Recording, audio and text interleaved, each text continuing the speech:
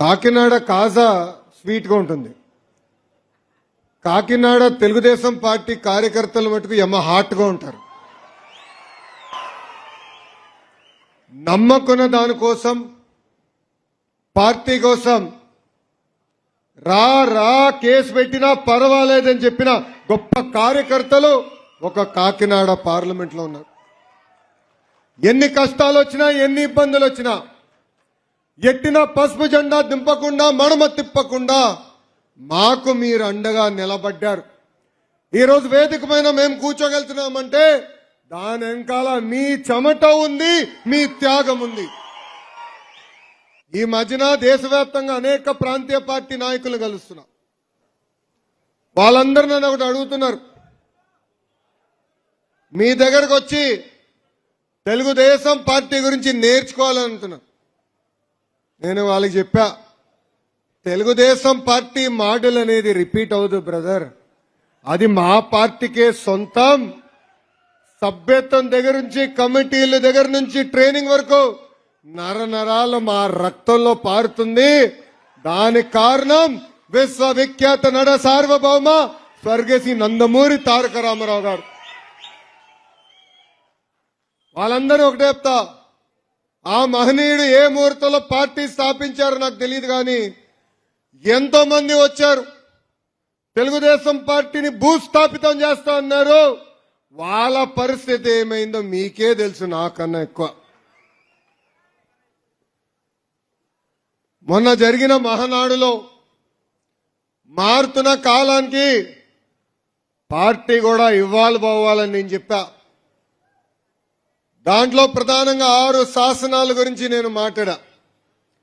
దానిలో నాకు నా గుండెల్లో పెట్టుకునే శాసనం కార్యకర్తలే మా అధినేత అన్న శాసనం.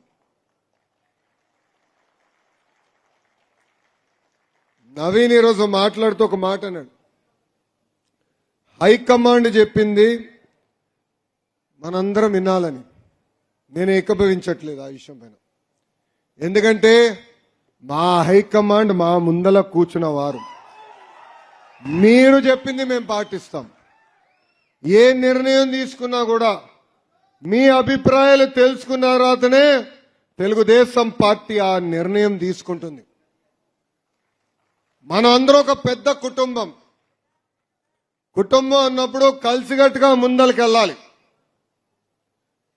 కుటుంబంలో కొన్నిసార్లు తగ్గాల్సిన అవసరం కూడా మనకుంటుంది.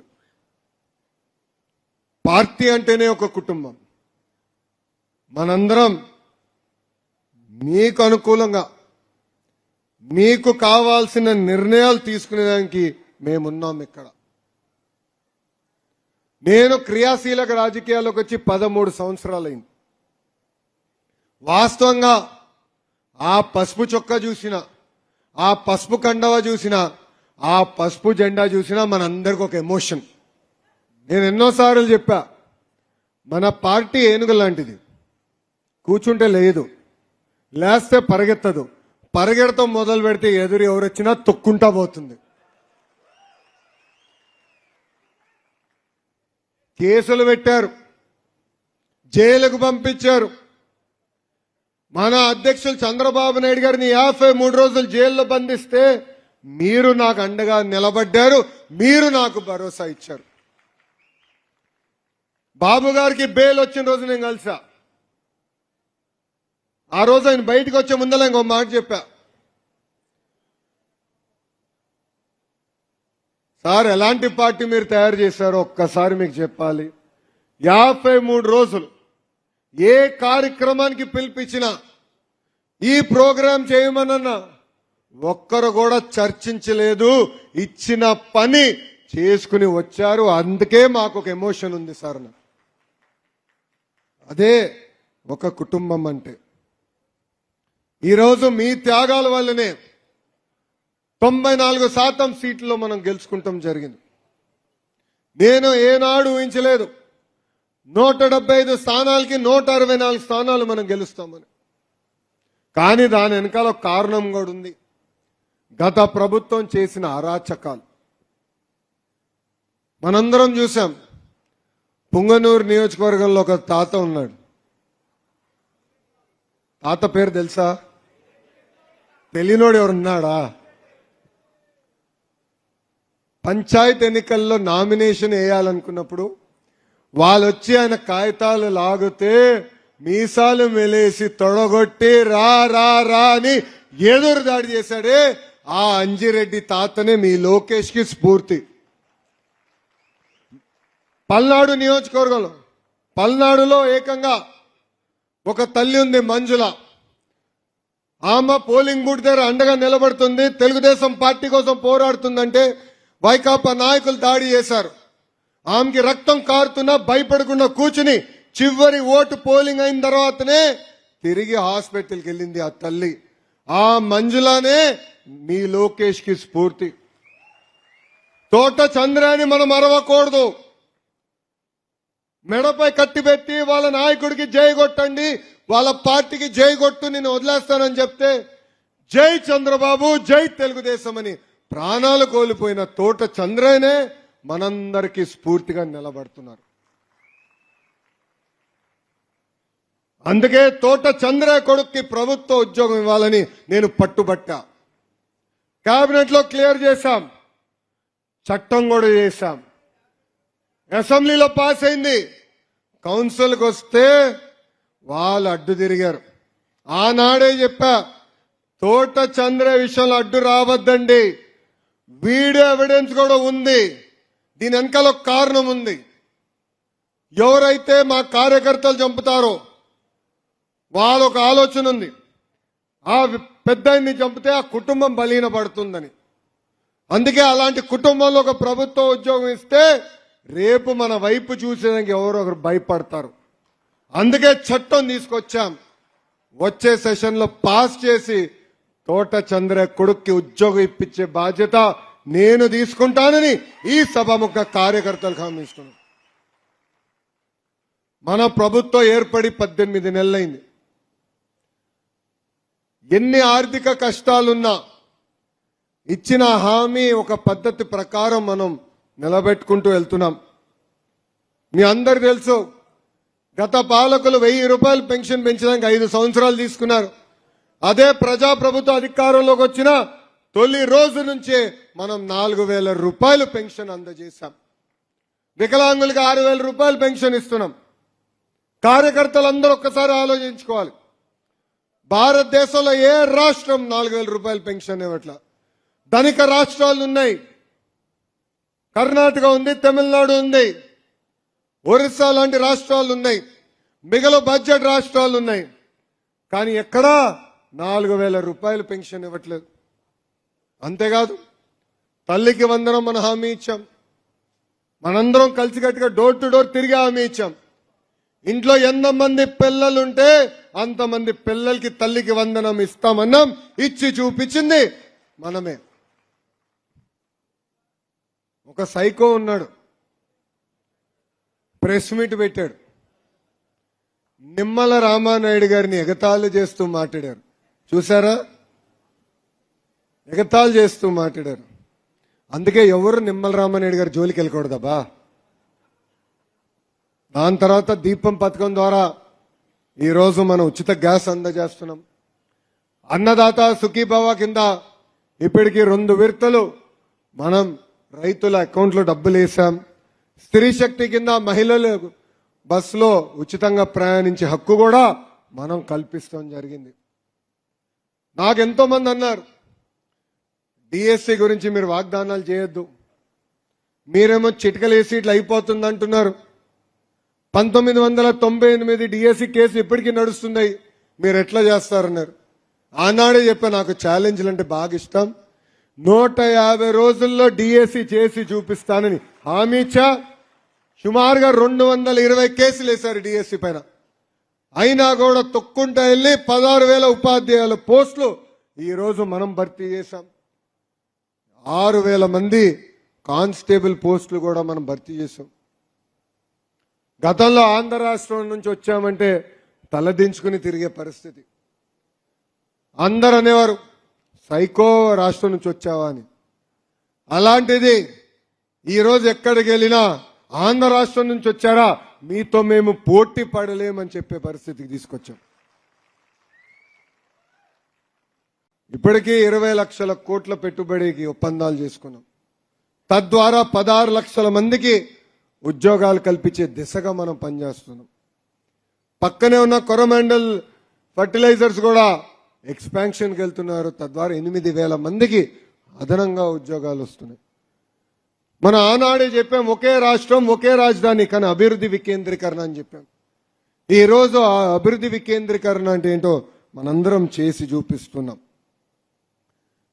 నేను కూడా నిర్ణయం తీసుకున్నా, ఎప్పుడు వచ్చినా ఏ ప్రభుత్వ కార్యక్రమం చేసాక వచ్చినా తప్పనిసరిగా ఆ నియోజకవర్గంలో ఉన్న కార్యకర్తల్ని నేను కలుస్తా. ప్రతి కార్యకర్తతో ఫోటో దిగిన తర్వాతనే నేను తిరిగి వెళ్తానని చెప్పాను. ఇప్పటికీ 81 ప్రజా దర్బారులు నిర్వహించా. ఒక పక్కన ప్రజలు ఎదుర్కొంటున్న సమస్యలేంటో తెలుసుకుంటున్నా, కార్యకర్తలు ఏమైనా ఇబ్బందులు పడుతుంటే అది కూడా నేను తెలుసుకుంటాం జరుగుతుంది. ఇంకా తూర్పు గోదావరి జిల్లా అన్నా తెలుగుదేశం పార్టీ అన్న ఆ బంధమే వేరు. మన ఎన్నికల్లో చూసాం, 19 స్థానాలకి 19 స్థానాలు మీరు మమ్మల్ని గెలిపిస్తాం కూడా జరిగింది. ఒక స్వీప్ ఏంటో మీరు చూపించారు. గెలుస్తామే కాదు, ఆ మెజారిటీలు చూస్తే అందరి దిమ్మ తిరిగిపోయింది. మనందరం అనుకున్నాం గత రాక్షస పాలన ప్రజలు గుర్తిస్తారా లేదా అని. ప్రజలు అన్నీ చూశారు. అందుకే గట్టిగా దెబ్బ కొట్టి ఆ టీమ్ 11 అంటే తెలుసా? అర్థమైందా రాజా? ఆ టీమ్ 11 ఏకంగా శాసన సభకు కూడా రాకుండా చేశారు ఆంధ్ర రాష్ట్ర ప్రజలు. మొన్నే గౌరవ ముఖ్యమంత్రి గారు వచ్చి మన దగ్గర గ్రీన్ అమోనియా ప్లాంట్ కూడా శంకుస్థాపన చేశారు. అది ప్రపంచంలోనే అతిపెద్ద ప్లాంట్. ఆ ప్లాంట్ ద్వారా సుమారుగా ఇంకొక 8,000 మందికి ఉద్యోగాలు రాబోతున్నాయి. అంటే ఒక యుద్ధ ప్రాతిపదికంగా సంక్షేమం అభివృద్ధి మనం చేసుకుంటూ వెళ్తున్నాం. కానీ ఇక్కడ ఒక విషయం, కార్యకర్తలు మనందరం అప్రమత్తంగా ఉండాలి. ఏదో పని చేసేస్తున్నాం అని కాదు, ప్రజల్లో చైతన్యం తీసుకురాలి. ప్రతిపక్షం చేస్తున్న డ్రామాలు కూడా చెప్పాలి. ఎందుకంటే కోడి కత్తి డ్రామా చూసాం. వాళ్ళ కార్యకర్తకే వీళ్ళు కోడి కత్తిస్తారు, అతని లోపల తీసుకొస్తాడు. ఆనాడు మాజీ ముఖ్యమంత్రి గారిని అతనే గుచ్చుతాడు. ఏదో అయిపోయిందని వెళ్ళి ఢమాలని హైదరాబాద్కి ప్లేన్లు వెళ్తాడు. హైదరాబాద్లో ఒక హాస్పిటల్ అటా పడిపోతాడు. ఆయన ప్రపంచం మొత్తాన్ని చూపిస్తాడు, చూడు నన్ను చంపేదానికి ప్రయత్నించారని. చేసింది ఎవరు? వైకాపా కార్యకర్త. చేపించింది ఎవరు? వైకాపా వాళ్ళు. దాని తర్వాత బాబాయ్ హత్య. ఎక్కడ బాబాయ్ ఎంపీ సీట్కి అడ్డుపడతాడని ఏకంగా బాబాయ్నే లేపేశారు. ఫస్ట్ ఏమన్నారు? గుండుపోటు అన్నారు. దాని తర్వాత గొడ్డల పోటు అని తెలిసిపోయింది. గత ప్రభుత్వంలో సిబిఐ వచ్చారు అరెస్ట్ చేసినాక. వాళ్ళు దొంగల్లాగా పారిపోయి కర్నూలు హాస్పిటల్లో దూరి పడుకున్నారు. ఆయనకు ఆరోగ్యం బాగాలేదంట. ఎక్కడ సిబిఐలు వచ్చి పట్టుకెళ్తారని హాస్పిటల్లో పడుకునే రోజులు మనందరం చూసాం. దాని తర్వాత కరెక్ట్గా ఎన్నికల ముందర గులకరాయి డ్రామా. అది స్పెషల్ గులకరాయి అండి. నేను చెప్పాలి, కార్టూన్లో చూస్తాం, మన పిల్లలు చూస్తారు చూడు కార్టూన్స్. అక్కడ ఇట్లాంటి రాళ్ళు ఉంటాయి, ఇక్కడ కొడుతుంది, మళ్ళీ తిరిగి ఇటు వచ్చి ఇటు కొడుతుంది, మళ్ళీ పక్కనున్న వెల్లంపల్లికి ఇదే కన్ను కొడుతుంది. అంటే 4 తల్లిగా వెళ్ళింది ఆ గులకరాయి. స్పెషల్ గులకరాయి. అది కూడా ఎంత డ్రామానో చూడండి. ఆ రోజు కానీ మనం బయటకు వచ్చి అరే బాబు ఇది ఒక డ్రామా, కోడి కత్తి బాబాయ్ హత్యలు ఎలా ఉందో ఇది ఒక డ్రామా అని ఆనాడు చెప్పుకుంటూ ఉంటే మనం మళ్ళీ సింపతి తీసిన ప్రయత్నించాడు. ఏదో మనం కొట్టించాం, మనమే రాయి ఇచ్చామని చెప్పే పరిస్థితికి తీసుకొచ్చేవారు వీళ్ళు. కల్తీ మద్యంలో వీలే, చివరికి కల్తీ నెయ్యి కూడా వీలే. అదొక కల్తీ పార్టీ. పై నుంచి కింద వరకు అంతా కల్తీ నాయలే ఉంటారు అక్కడ. అలా ఉంది వాళ్ళ పరిస్థితి. ఈరోజు వాళ్ళందరూ దేవుడి ప్రసాదం గురించి మాట్లాడుతున్నారు, మన పైన ఆరోపణలు చేస్తున్నారు. ఇక్కడున్న కార్యకర్తలు అందరికీ ఒక విషయం చెప్పాలనుకున్నా. నేను టీటీడీ లడ్డు విషయంలో రాజకీయం చేయదలుచుకోవాలి, కానీ మీ ముందల వాస్తవాలు పెట్టాలనుకుంటున్నాం. 2019 వరకు నెయ్యి ఎప్పుడు తీసుకున్న లడ్డు కోసం అద్భుతమైన టెస్టింగ్ చేసేవాళ్ళం, ఒక పద్ధతి ప్రకారం వెళ్ళేవాళ్ళం. కర్ణాటకలో ఉంది KMF అని, Karnataka milk federation cooperative dairy. వాళ్ళ దగ్గర నుంచే మనం ఎక్కువ శాతం నెయ్యి కొనేవారు. ఎంత రేట్ అయినా మంచి నెయ్యి ఇస్తారని వాళ్ళ దగ్గర కొనేవాళ్ళం. వీళ్ళ అధికారంలోకి వచ్చారు 2019లో. వచ్చి అన్ని మార్చేశారు, టెండర్ షరతులు మార్చేశారు. ఏకంగా చిన్న కంపెనీలకు ఇచ్చేదానికి వాళ్ళు టెండర్లు చేశారు. దాని తర్వాత 2022లో శాంపిల్ తీసుకుని టెస్ట్ చేస్తే శాంపిల్ ఫెయిల్ అయింది. ఆ రిపోర్ట్ బయటికి రాకుండా తొక్కారు. మనందరం ప్రతిపక్షంలో ఉన్నప్పుడు చర్చించాం, అదేంటి నాణ్యత తగ్గినట్టు ఉంది లడ్డూలోని. ఎంతమంది సోషల్ మీడియాలో పెట్టారు, వీడియోలు పెట్టారు. అందుకే మన ప్రభుత్వ అధికారంలోకి వచ్చిన వెంటనే గౌరవ ముఖ్యమంత్రి చంద్రబాబు నాయుడు గారు టీటీడీకి ఇమీడియట్ గా నెయ్యిలో ఏదో తేడా ఉన్నట్టుంది, శాంపిల్స్ తీసుకోండి, పంపించి టెస్ట్ చేయించండి అని చెప్పారు. టీటీడీ అధికారులు శాంపిల్ తీసుకుని కేంద్ర ప్రభుత్వం ఏర్పాటు చేసిన కోఆపరేటివ్ NDDB కాఫ్కి శాంపిల్స్ పంపించారు. దాంట్లో చాలా స్పష్టంగా యానిమల్ ఫ్యాట్ ఉంది, వెజిటేబుల్ ఆయిల్ ఉందని చెప్తాం జరిగింది. అది మొన్న వచ్చిన ఛార్జ్ షీట్ పేజ్ నంబర్ 35లో చాలా స్పష్టంగా సిబిఐ వాళ్ళు కూడా చెప్పారు.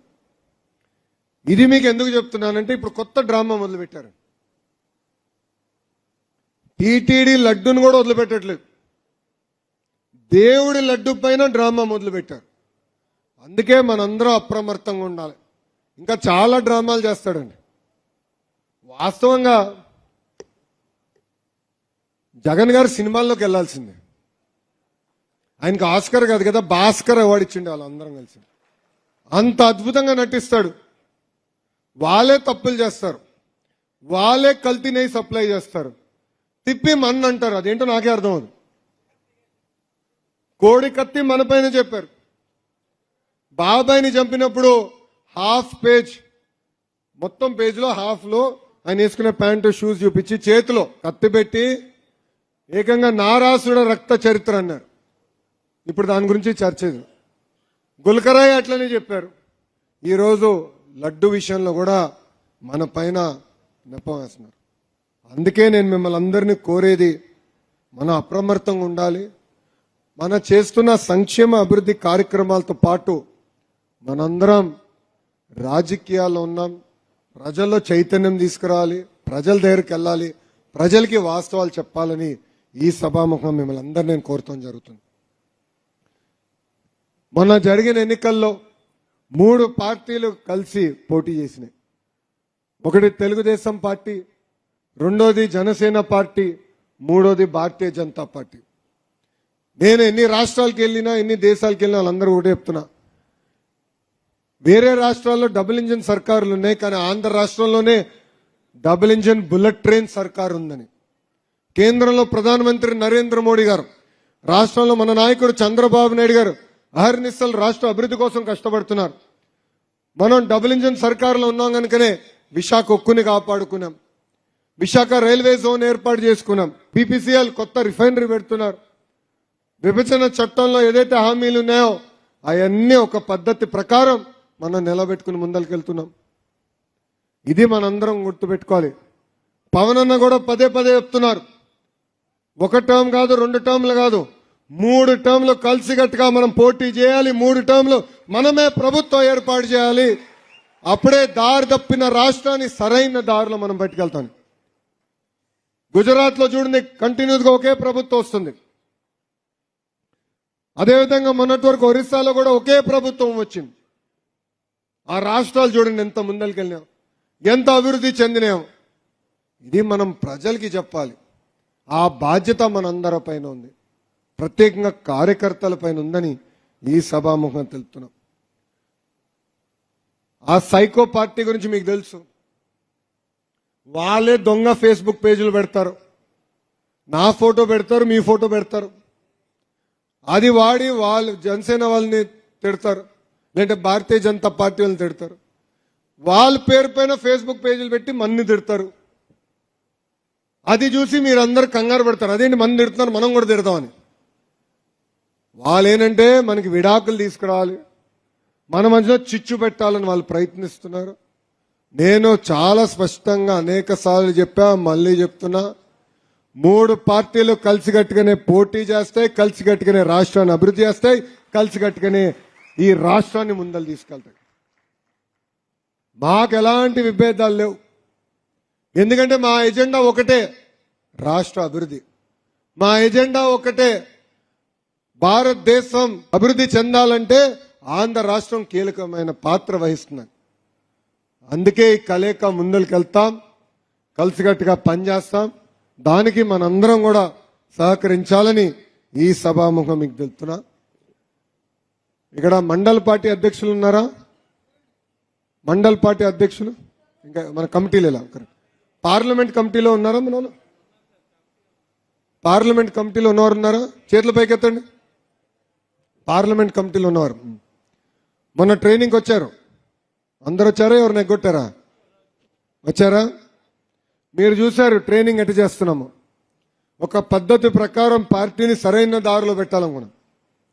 20 సంవత్సరాల క్రితం ట్రైనింగ్లు చేసేవాళ్ళం, దాని తర్వాత మర్చిపోయాం. పార్లమెంట్ కమిటీలో సుమారుగా 83% మంది కొత్త వారు వచ్చారు. సీనియర్లు కూడా చాలా స్పష్టంగా చెప్తున్నారు, కుర్రోల్ని ప్రోత్సహించాలి, ముందలు తీసుకెళ్ళాలి. ఇప్పుడు మన పైన బాధ్యత ఉంది, నేర్చుకోవాలి. అన్నీ నాకు తెలిసిన అహంకారం మనకొద్దు, నేర్చుకుందాం. పార్టీ ఏ కార్యక్రమం ఇచ్చినా తూచా తప్పకుండా మనం అమలు చేయాలి. మన పార్టీ స్థాపించిన దగ్గర నుంచి ఒక జబ్బు ఉందండి.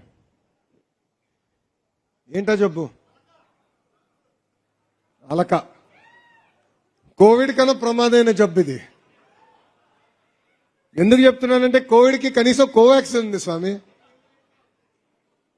అలక్కకి ఇంకా వ్యాక్సిన్ ఎతకాలి. ఏమో ఆ వ్యాక్సిన్ నేనేమో. ఎందుకంటే మీటింగ్లో చెప్తున్నా, ఎవరిని అలిగింట్లో పడుకుంటే కర్ర పట్టుకుని వస్తాను నేనే అని. అరే ఇది మన పార్టీ, మనం అనుకునే అన్నీ అవ్వకపోవచ్చు, చర్చించాలి, 4 గోడల మధ్యలో కూర్చోవాలి, మాట్లాడుకోవాలి. అవ్వదు. ఏం పార్లమెంట్ పార్టీ అధ్యక్షుడు ఏం చేస్తున్నాడు? కూర్చోవాలి. మా జోనల్ కోఆర్డినేటర్ ఏం చేస్తున్నారు? మీరు వెళ్ళి పోరాడాలి, నిలదీయాలి. అన్నామే ఇది అనుకుంటున్నాం, ఇట్లా చేస్తే బాగుంటుంది, చర్చ జరగాలి. మీరు అందరూ అనుకోవచ్చు లోకేష్ ఏమనుకుంటే అది అవుతుందని, పొరపాటు పడుతున్నా. జిల్లా పార్టీ వ్యవస్థ నుంచి పార్లమెంట్ పార్టీ వ్యవస్థ తీసుకొచ్చేదానికి నేను 1.5 సంవత్సరాలు పోరాడా, పార్టీలో పోరాడా, పాలిట్ బ్యూరోలో పోరాడా. ఎందుకంటే అది నేను నమ్మా, పార్టీకి మంచిది. మనం రాజకీయాల్లో ఉన్నాం, మనకి ఎమ్మెల్యేలు ఎంత ముఖ్యమో ఎంపీలు కూడా అంతే ముఖ్యం. ఈ వ్యవస్థ తీసుకొస్తే బాగుంటుందని నేను నమ్మా, నేను పోరాడా. సాధించే వరకు నేను వదిలిపెట్టలా. నేనే అంత పోరాడితే ఇంక మన అందరూ కలిసికట్టుగా ఎంత పోరాడాలి? ఇది మన పార్టీ, అలిగేదానికి లేదు. ఇప్పుడు బాధ ఉండొచ్చు, ఆవేదన ఉండొచ్చు, చెప్పుకోవాలి, మాట్లాడాలి. దానికి ఒక వ్యవస్థ అనేది ఒక పార్టీ ఉంది. ఈ భూమి పైన మనం శాశ్వతం కాదు, కానీ తెలుగుదేశం పార్టీ అనే శాశ్వతం అని మనందరం గుర్తుపెట్టుకోవాలి. కార్యకర్తలందరూ ఒక విషయం ఆలోచించండి. నేను ఒక జాతీయ ప్రధాన కార్యదర్శిగా పార్టీలో పనిచేస్తున్నా, కానీ నేను ఎప్పుడు కోరుకునేది పార్టీ అనేది ఒక వ్యవస్థ. లోకేష్ పైన ఆధారపడి ఉండకూడదు ఈ పార్టీ. అన్నగారు ఏ ఆశయాలతో అయితే పార్టీ స్థాపించారో అది కార్యకర్తలే నడిపిస్తూ ముందలు తీసుకెళ్లాలని కోరుతూనే ఉన్నా. ఇది మనందరం గుర్తుపెట్టుకోవాలి. పార్టీ అనేది ఒక వ్యవస్థ, కలిసికట్టుగా మనం పనిచేయాలి, కలిసికట్టుగా ముందరికెళ్ళాలి. ఎస్, కొన్ని ప్రత్యేక పరిస్థితులు మన నియోజకవర్గంలో ఉన్నాయి, కాదని నేను అనట్లేదు. కానీ నేను ఇక్కడున్న కార్యకర్తలు అందరికీ ఒక విషయం చెప్తున్నా. నేను రేపే ఒక టీముని పంపిస్తాను. వాళ్ళ ఆధ్వర్యంలో మీరు గ్రామ స్థాయి నుంచి కమిటీలు ముందల వేసుకోవాలి. మళ్ళీ చెప్తున్నా, పార్టీ అనేది ఒక వ్యక్తి పైన ఆధారపడి ఉండదు. మీరు మాకు ఈ వ్యక్తిని ఇవ్వండి, ఆ వ్యక్తిని ఇస్తే పనిచేస్తాం అంటే కుదరదు. నేను I want be very clear. Party ఒక టీం వేస్తుంది, అబ్జర్వర్లను పంపిస్తాం. గ్రామ స్థాయి నుంచి కమిటీలు వేసుకుని మన పని మనం ముందలు చేయాలి. తర్వాత పార్టీ మీ అందరితో సంప్రదింపులు చేసిన తర్వాతనే నిర్ణయం తీసుకుంటుంది. సమర్థవంతమైన నాయకత్వం నియోజకవర్గం అందిస్తామని ఈ సభాముఖ కార్యకర్తలందరికీ నేను తెలియజేస్తున్నా. పార్లమెంట్ పార్టీ అధ్యక్షులు కూడా చెప్తున్నా, జోనల్ కోఆర్డినేటర్ గారు కూడా చెప్తున్నా, కరెక్ట్ గా 10 రోజులు టైం ఇస్తున్నా. ఈ రోజు నేను అమరావతికి వెళ్ళిన వెంటనే కమిటీ మేము నియమిస్తాం. కమిటీ వస్తుంది. ఆ కమిటీ కూర్చుని ప్రతి వార్డ్ ప్రతి గ్రామం తిరిగి కంపల్సరీ కమిటీలు పూర్తి చేయాలని, మీ ఇద్దరు నాయకత్వంలో పూర్తి చేయాలని ఈ సభాముఖంగా వాళ్ళకి నేను ఒక మాటలో చెప్పాలంటే ఆదేశాలు జారీ చేస్తున్నాం. గ్రూప్ రాజకీయాలకి దూరంగా ఉండండి. మీకు మంచిది కాదు, నాకు మంచిది కాదు. మీరు దయచేసి ఒక విషయం గమనించండి. చంద్రబాబు నాయుడు గారు చుట్టూ ఈరోజు కోటరీ లేదు. గమనించారా? కోటరీ లేదు. ఎందుకంటున్నానంటే ఆయనకి వాట్సాప్ ఉంది. నేను ఒక తప్పు చేసినా ఎవరో ఒకరు ఆయనకు వాట్సాప్ పెడతారు. ఆయన తెలుసుకుంటున్నారు. అట్లనే నాకు కూడా మీరు వాట్సాప్ పెడుతున్నారు. రోజు 3 గంటలండి నాకు వాట్సాప్లో మెసేజ్లను చదువుకునేదానికి 3 గంటలు పడుతుంది. కానీ నాకు ఎప్పుడు ఫీలింగ్ లేదు. వాస్తవాలు తెలుసుకునేందుకు ఒక మార్గం అని, కార్యకర్తల మనోభావాలు తెలుసుకునేదానికి నాకు డైరెక్ట్గా తెలుసుకునేందుకు ఒక అవకాశం అని. అందుకే కలిసికట్టుగా పనిచేద్దాం. గ్రూప్ రాజకీయాలు వద్దని ఈ సభాముఖం మీ అందరికి నేను తెలియజేస్తున్నా. కమిటీలు పూర్తయిన తర్వాత మై టీడీపీ యాప్ డౌన్లోడ్ చేసుకోవాలి. నేను సీనియర్ని, నేను జూనియర్ని నాకు చెప్తాం కాదండి. నేను అందరినీ గౌరవిస్తా, ఇద్దరిని సమానం గౌరవిస్తా. వేదికమైన ఉన్న పెద్దలకు తెలుసు, వేదికమైన ముందలున్న పెద్దలు తెలుసు, అందరిని గౌరవిస్తా. కానీ పనిచేసే వాళ్ళని నేను ప్రోత్సహిస్తా. మీరు నా చుట్టూ తిరుగుతామో, లోకేష్ చుట్టూ తిరిగినా, లేదా నవీన్ చుట్టూ తిరిగితే, లేదా సుజయ్ గారు చుట్టూ తిరిగితే పదవులు వస్తాయనుకుంటే చాలా పొరపాటు. ప్రజల చుట్టూ తిరగండి, మిమ్మల్ని ఎత్తుకుంటా మేము వస్తామని ఈ సభాముఖంగా తెలియజేస్తాం. కొంతమందికి బాధ ఉండొచ్చు, మాకు ఇంకా నామినేటెడ్ పదవులు రాలేదని. కానీ ఒక విషయం గుర్తుపెట్టుకోండి, ఇచ్చిన పదవులు ఒక్కసారి చూడండి. కష్టపడిన వాళ్ళని జల్లెడు బట్టి ఇస్తున్నాం. 1-2 పొరపాట్లు జరిగినా అది తెలుసుకుంటే సరిదిద్దాం. మేము కూడా మనుషులమే. 10 నిర్ణయాలు తీసుకుంటాం, 3 తప్పవుతాయి స్వామి. కానీ ఆ 3 నిర్ణయాలు సరిదిద్దుకునేదానికి మీ లోకేష్ సిద్ధంగా ఉన్నారు. తప్పుడు నిర్ణయం తీసుకుంటే తెలియజేయాల్సిన బాధ్యత కూడా కార్యకర్తలు పైన ఉందని ఈ సభాముఖంగా తెలియజేసుకుంటున్నా. మై టీడీపీ యాప్ని డౌన్లోడ్ చేయండి. ఏ కార్యక్రమం ఉన్నా మై టీడీపీ యాప్ ద్వారా మీకు తెలియజేస్తాం. చేసి ఫోటోల కోసం కాదని, చేసే కార్యక్రమం తూచా తప్పకుండా చేద్దాం, ఒక స్పిరిట్తో చేద్దాం. జాతీయ ప్రధాన కార్యదర్శి నేను అయిన తర్వాత సభ్యత్వం చేయమని ఎవరు చెప్పలేదు నాకు. చాలా మంది చేయొద్దన్నారు. చాలా కష్టమైన పని, ఎంతమంది ప్రయత్నించారు, నీకు ఎందుకు అన్నారు. చేశాం. 2014 నుంచి చేస్తూనే వచ్చాం. ట్రైనింగ్ 2 దశాబ్దాల తర్వాత మళ్ళీ తిరిగి ప్రారంభించుకున్నాం.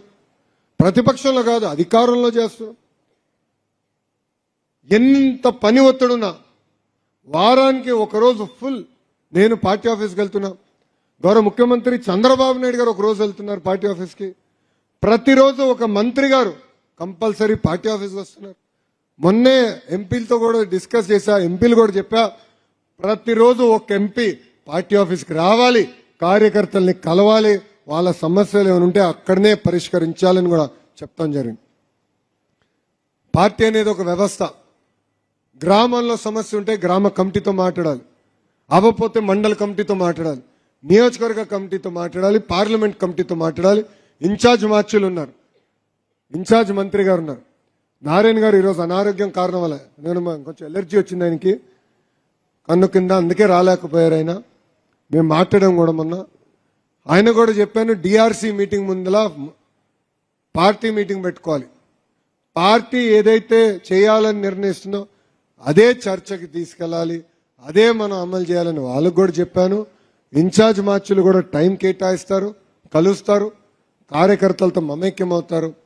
మీ సమస్యలు పరిష్కరించడానికి మేము సిద్ధంగా ఉన్నాం, దాంట్లో ఎలాంటి సందేహం లేదు. కానీ ఒక వ్యవస్థలో మనం అందరం పనిచేయాలి, మన వంతు మనం పోరాడాలని ఈ సభాముఖంగా తెలియజేసుకుంటూ, నాకు ఇంత అద్భుతమైన అవకాశం ఇచ్చిన కార్యకర్తలందరికీ పేరు పేరున నా హృదయపూర్వక ధన్యవాదాలు తెలుపుకుంటూ మీ అందరి దగ్గర నుంచి సెలవు తీసుకుంటున్నాను. జై తెలుగుదేశం, జై తెలుగుదేశం. చంద్రబాబు నాయుడు గారి నాయకత్వం, వర్ధిల్లాలి, చంద్రబాబు నాయుడు గారి నాయకత్వం. వర్ధిల్లాలి. జోహార్ అన్న ఎన్టీఆర్, జోహార్ అన్న ఎన్టీఆర్. జోహార్ జోహార్. జై హింద్. జై హింద్. థ్యాంక్ యూ అన్న, అందరికి నమస్కారం.